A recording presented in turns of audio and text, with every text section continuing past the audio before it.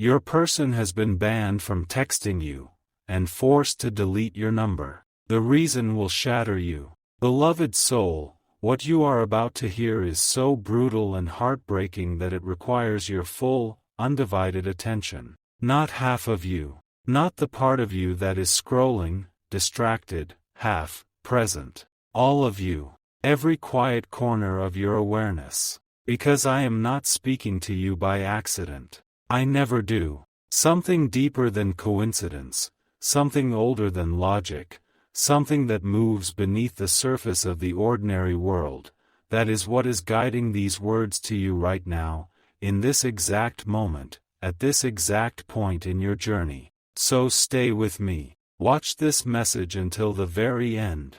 Do not skip a single breath of it, do not rush past a single sentence, because the universe does not waste its timing. It chose this moment for you deliberately, and every word you are about to hear carries a weight, a meaning, a hidden thread that reaches through the screen and connects directly to the place inside your chest where the unanswered questions have been living. Your person has been banned from texting you, and they were forced to delete your number. And the reason behind it, the real reason, will shatter something inside you, even as it sets you free. I know that as you hear this, something tightens in your chest. I know the mind begins to race the moment certain truths start to surface, searching frantically for footing, trying to build sense out of silence, trying to construct an explanation from pieces that never seem to fit. You have been carrying this longer than you should have had to.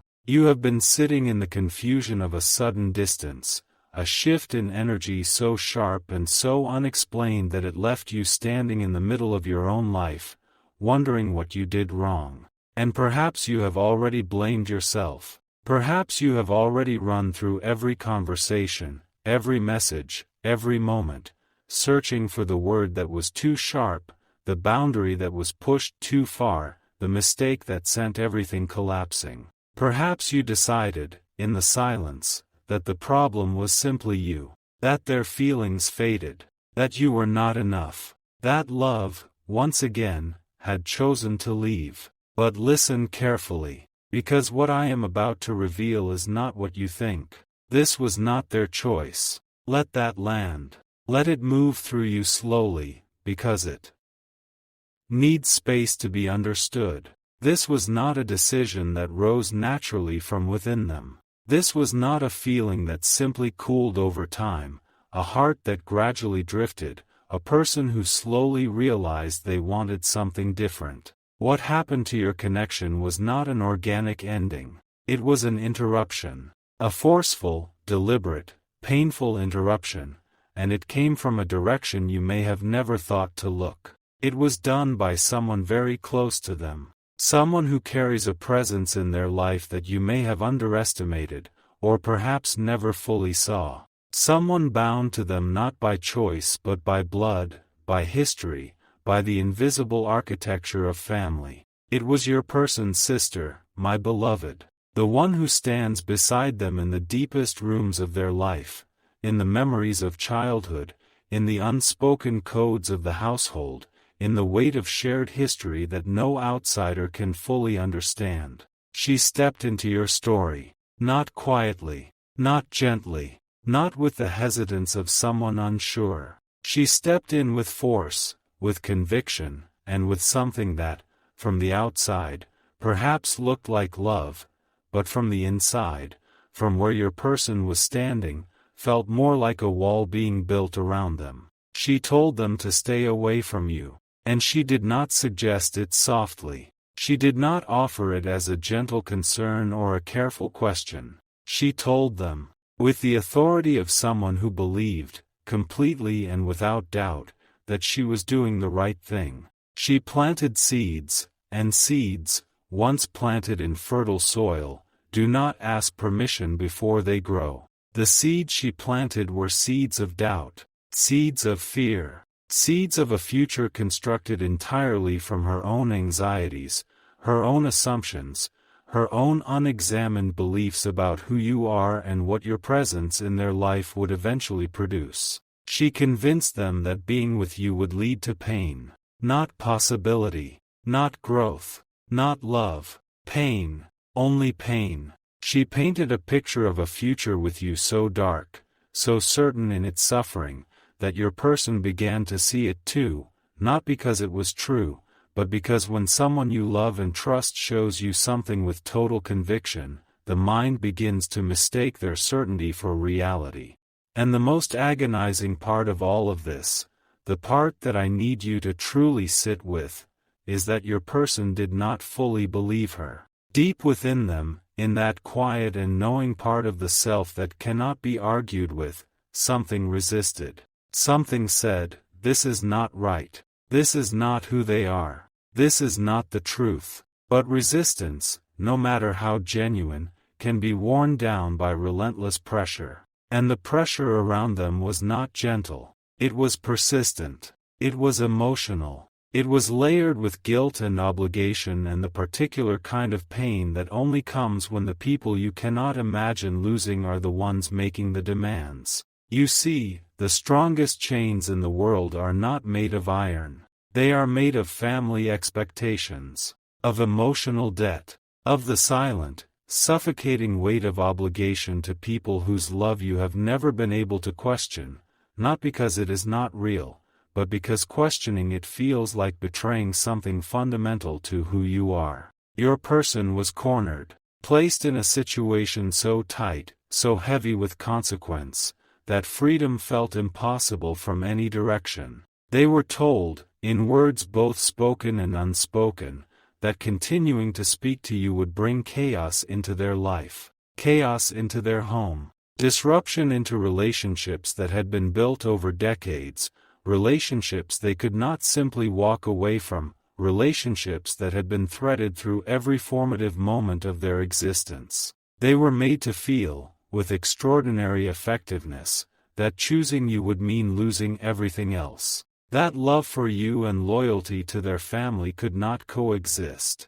That they had to choose, and that the cost of choosing you was simply too high. And so, with a heaviness that I wish you could feel for just a moment, so you would know it was real, they deleted your number. Not because they wanted to erase you. Not because you had become meaningless. Not because the chapter simply ended and they were ready to turn the page. But because they were made to believe, against the instinct of their own heart, that they had to, that there was no other way through. Can you feel the depth of that? Can you let yourself imagine it, just for a moment, from their side of the silence?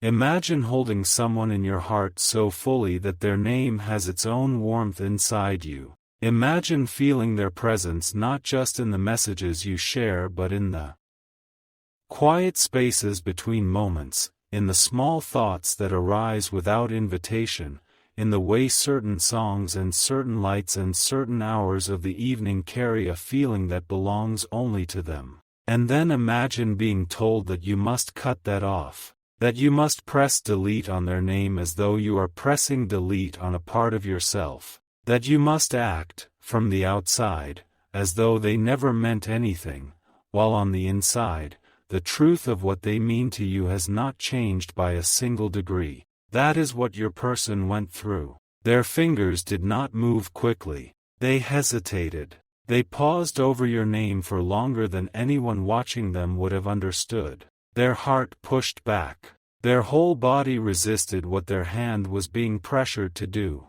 But the voices around them, the expectations, the fear, the guilt, grew louder. And in that moment, the external noise drowned out the internal knowing. And they chose silence, not because they stopped loving you, but because they felt, in that moment, that they had no room left to fight. This is why everything changed suddenly. This is why the messages stopped without warning. This is why the energy between you shifted without explanation, without closure, without the conversation that something so real deserved to have. It was not a natural ending. Real endings feel different. They carry a completeness, however painful. What you experienced was not that. What you experienced was a severing, abrupt and forced and full of unfinished things. Now, I want to speak to you about the sister. Not with anger, not with condemnation,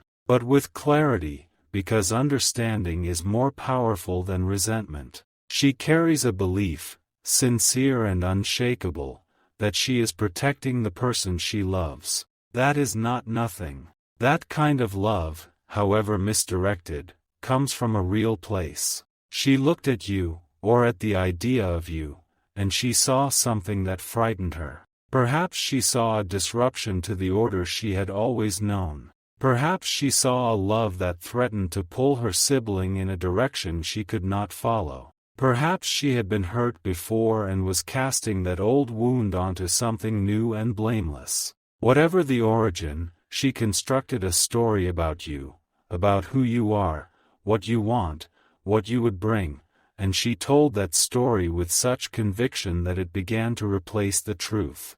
She judged you without knowing you. She sentenced your connection without hearing it. She decided the ending of your story before it had finished being written. And that is not justice. That is fear with authority. That is protection that has crossed into control. That is love twisted by anxiety into something that looks like care but functions like a cage. Your person was caught in the middle of that, between love for you and loyalty to family, between the voice of their own heart and the louder, older voice of obligation.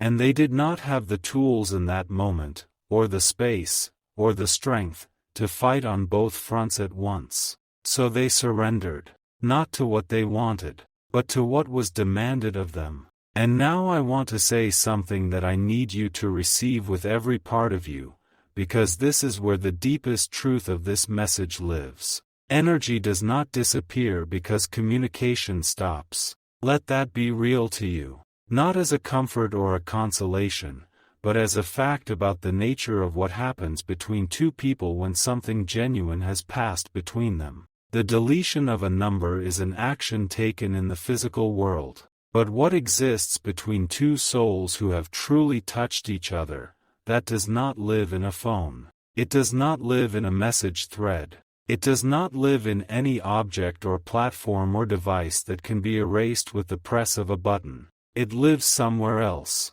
Somewhere that outside forces, however powerful, cannot reach. Your person still thinks about you. In the quiet hours, when the noise of their world fades and the pressure around them loosens just enough, you return. Not as an intrusion but as something natural. As something that belongs in the landscape of their inner world in a way they cannot fully explain or argue away. They replay conversations not because they are torturing themselves but because those conversations contain something real, and the mind returns to real things. They wonder how you are. They feel your absence not as relief but as a kind of hollow, a space where something warm used to be. They feel it in ways they cannot confess to anyone around them, because the people around them are the same people who demanded this distance. And in their quietest moments, they question. They question whether they made the right choice. They question whether fear was allowed to speak louder than love. They question whether, in trying to keep the peace, they betrayed something that deserved more courage than they gave it. These questions do not go away. They return, persistent and honest, in the early hours of the morning, in the middle of an ordinary afternoon, in the pause before sleep, in the unexpected ache that rises when something small reminds them of you. But they do not reach out. Not yet. Because the influence that built the wall is still present. Because the pressure has not lifted. Because the cost of reaching back still feels, to them, too steep to bear. Beloved, I know this is heavy. I know the truth I am offering you is not a simple one. It does not wrap things neatly. It does not give you a clear next step or a guaranteed outcome. But it gives you something more important than certainty. It gives you understanding. It releases you from the cruelest punishment you have been living inside, the belief that you were the cause of this. That something within you, something essential and unfixable, drove someone good and loving away. that you were not worth staying for.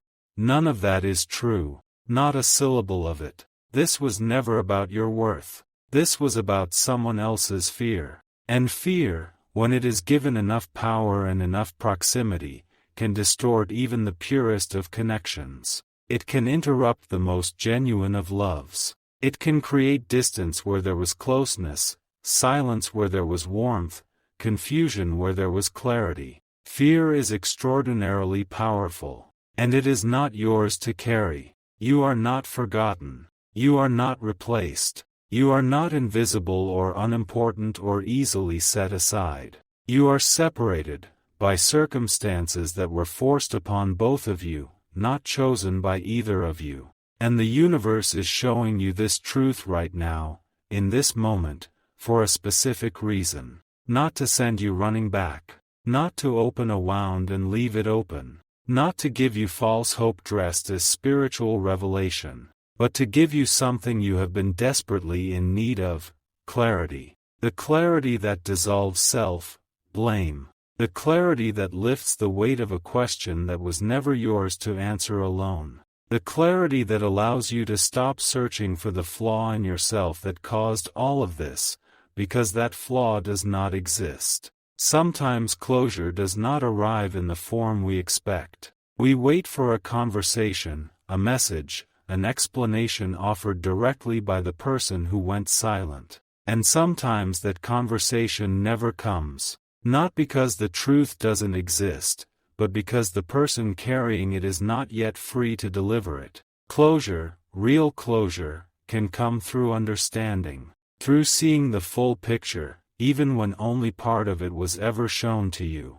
Through releasing the story of your own inadequacy and replacing it with something closer to what actually happened. What actually happened is this. Your person loved you, or something close to it, something real and growing and full of potential. Your connection was not imagined. Your bond was not one-sided. What passed between you was genuine, and it was meaningful, and it was worth more than what it was given space to become. And it was challenged, not from within, but from outside, by fear, by control, by the particular kind of damage that happens when someone mistakes domination for protection and calls it love. Your soul remains untouched by all of this. The interference could reach your communication. It could reach your contact list, your messages, your access to each other in the ordinary, practical sense. But it could not reach what was real between you.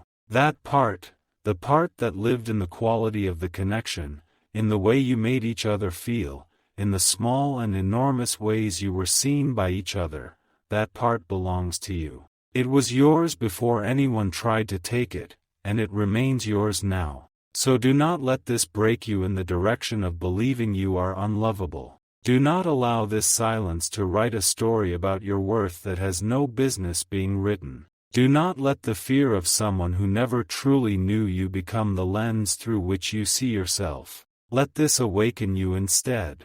Let it remind you that your love was real, that your intentions were pure, that your presence in their life was not a burden or a threat or a source of inevitable pain.